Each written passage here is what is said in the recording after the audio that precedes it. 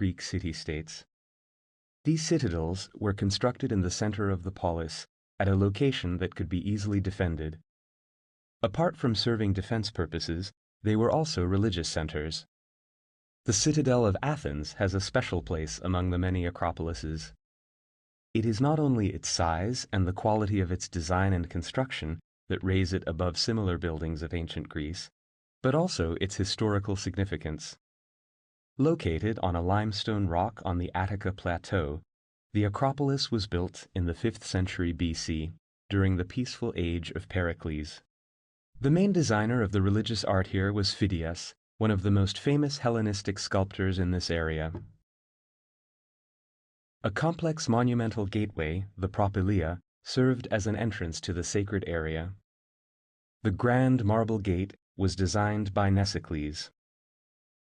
In the Roman era, a staircase was added to it, next to which stood one of the finest examples of Ionic architecture, the Temple of Athena Nike. Most of the buildings located on the rock promontory above the city were erected in honor of Athena, the goddess that protected the city named after her. The magnificent bronze statue of Athena stood in the central, open-air space of the Acropolis, safeguarding the city she favored above others.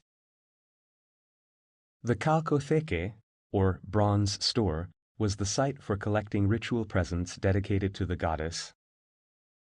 Among the buildings of the Acropolis stands one of the largest, most famous, and most significant temples of the antique world, the Parthenon.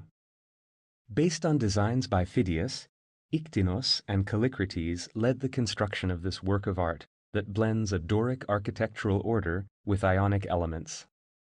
The larger cella of the temple housed the handiwork of the most famous Hellenistic sculptor, the 12-meter-tall sculpture of Athena.